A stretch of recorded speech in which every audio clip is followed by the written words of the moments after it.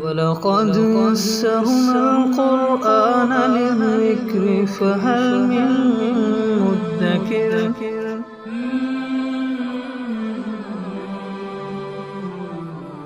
آیت نمبر 11 سورہ تغابن۔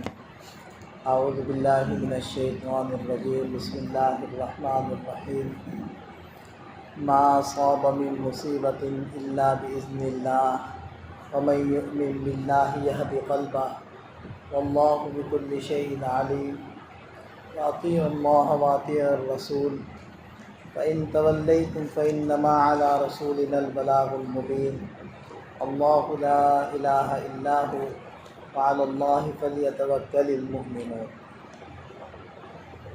ما اصاب من مصیبت، جو بھی کوئی مصیبت پہنچتی ہے تو الا باذن اللہ، وہ اللہ کے حکم سے ہی پہنچتی ہے۔ ومن یؤمن باللہ یہد قلبہ، اور جو اللہ پر ایمان رکھتا ہے تو اللہ اس کے دل کو ہدایت عطا فرماتے ہیں۔ واللہ بکل شیء علیم، اور اللہ ہر چیز کا جاننے والا ہے۔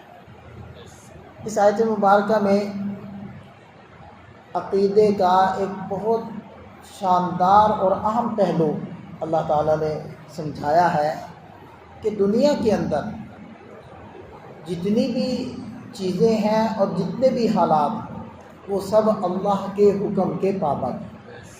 وہ اگر خالق ہے تو مالک بھی ہے۔ اگر چیزوں کا وہ خالق ہے اور مالک ہے تو حالات کا خالق اور مالک بھی وہی ہے۔ جب ہر چیز اس کے علم میں ہے تو ہر چیز اس کی قدرت میں بھی ہے، قدرت سے باہر نہیں ہے۔ تو جب کوئی مشکل انسان کے اوپر آتی ہے یا کوئی آسانی آتی ہے، وہ اللہ کی مشیت اور اس کی اجازت کے بنا نہیں آتی۔ اور یہ ایسا زبردست عقیدہ ہے کہ ایک بندہ مومن جب وہ یہ یقین رکھتا ہے کہ یہ مصیبت اللہ کی طرف سے ہے اور اس کی تقدیر میں لکھی ہوئی ہے، تو یہ عقیدہ اس کو تسلی دیتا ہے، یہ عقیدہ اس کے اندر صبر پیدا کرتا ہے، اس کے اندر حوصلہ پیدا کرتا ہے، اور پھر وہ یہ کہتا ہے کہ اللہ کی مرضی، اس کی چاہت، میں اس کی رضا پر راضی۔ اور جس کا ایمان نہیں اللہ پر، اس کی لکھی ہوئی تقدیر کے اوپر، تو وہ سب کچھ سمجھتا ہے کہ اسباب کی وجہ سے ہے۔ میں نے یہ کیا، یہ ہوا، یہ نہ کیا تو یہ نہ ہوا، کاش میں یہ کر لیتا، کاش میں وہ کر لیتا۔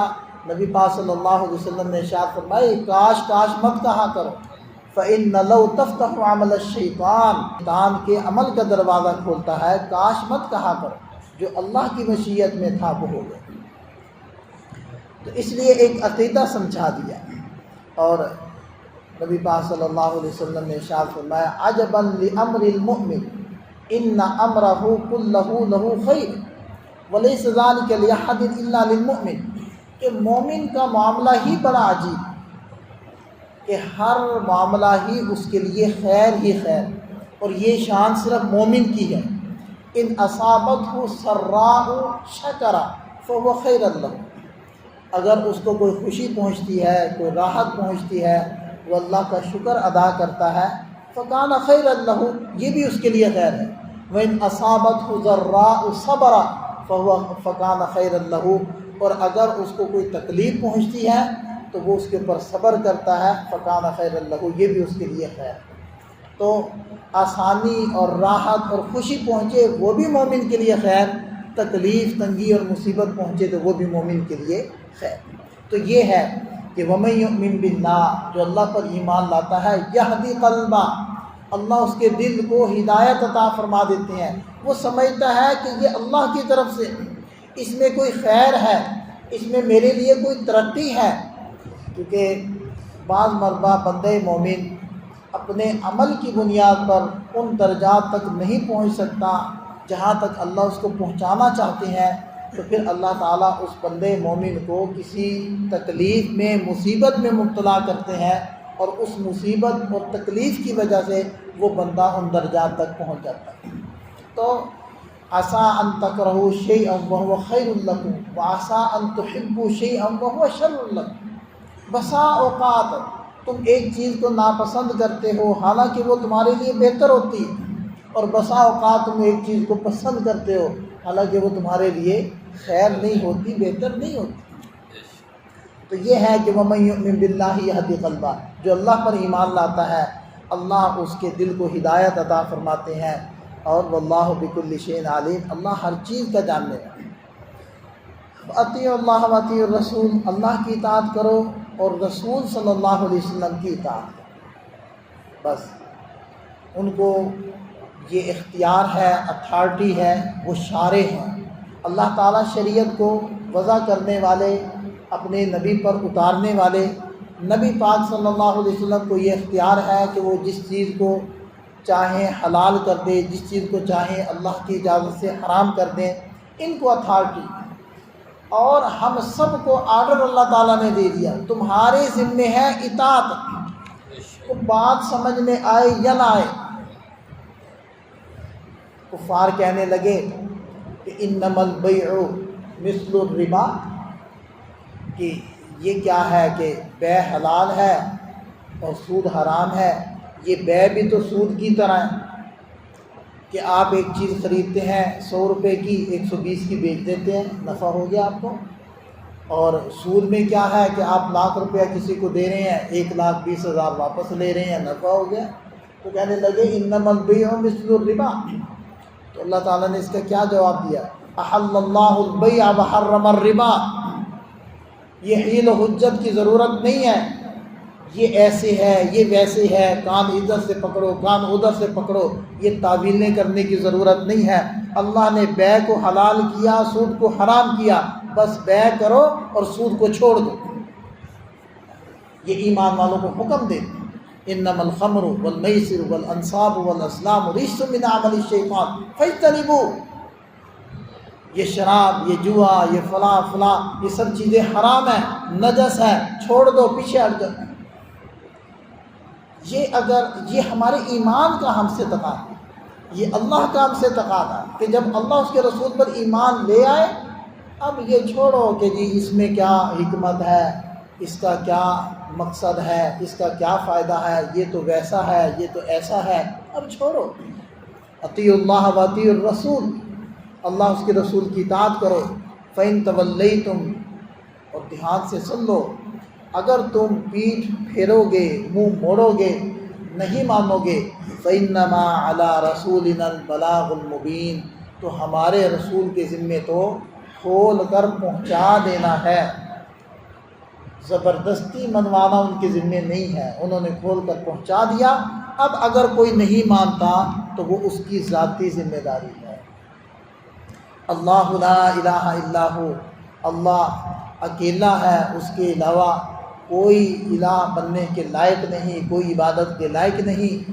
وعلی اللہ فلیتوکل المؤمنون، اور اللہ پر ہی ایمان والوں کو بھروسہ کرنا چاہیے۔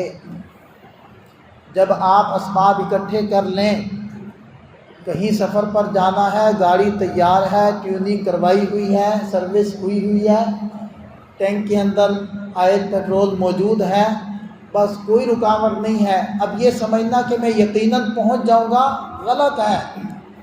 آپ کے ذمے اسباب تھے، یہ ایمان والے کا عقیدہ یہ ہونا چاہیے یہ محض اسباب ہے، منزل مقصود پر پہنچانا اللہ کے حکم سے ہوگا۔ اگر وہ چاہے گا تو میں پہنچوں گا، نہیں چاہے گا تو میں نہیں پہنچوں گا۔ یہ عقیدہ رکھنا یہ ہمارے ایمان کا حصہ ہے۔ دیکھیں کہ کسی غیر مسلم پر بیماری آتی ہے، کہاں جاتا ہے؟ ہاسپٹل جاتا ہے، ڈاکٹر کے پاس جاتا ہے، اور ایمان والے کے اوپر بیماری آتی ہے وہ کہاں جاتا ہے؟ وہ بھی ہاسپٹل میں جاتا ہے، ڈاکٹر کے پاس جاتا ہے۔ فرق کیا ہے؟ فرق کہاں ہوا؟ اگر کوئی غیر مسلم لاہور جانا چاہتا ہے تو کیا کرے گا؟ تو ضرورت کا سامان لے گا، پیسے روپے جیب میں ڈالے گا، اور رکشہ یا موٹر سائیکل پر بیٹھ کر وہ اڈے پر جائے گا، ٹکٹ لے گا، بس میں بیٹھے گا، یہی کرے گا نا۔ اور ایمان والا کیا کرے گا؟ وہ بھی یہی کرے گا۔ فرق کیا ہے؟ فرق یہ ہے کہ وہ کافر، وہ غیر مسلم جو رب پر ایمان نہیں لایا، وہ یہ سمجھتا ہے کہ میں نے یہ اسباب اختیار کر لیے، اب میرا پہنچنا یقینی ہے۔ لیکن ایمان والا یہ اسباب اختیار کر لینے کے بعد نگاہ کدھر لے جاتا ہے؟ اللہ پر۔ یہ فرق ہے۔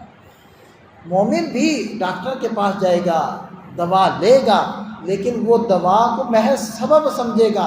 وہ یہ سمجھتا ہوگا کہ یہ محض ایک سبب ہے، اگر اللہ چاہیں گے تو یہ دوا مجھے شفا دے گی، نہیں چاہیں گے یہ دوا مجھے شفا نہیں دے گی۔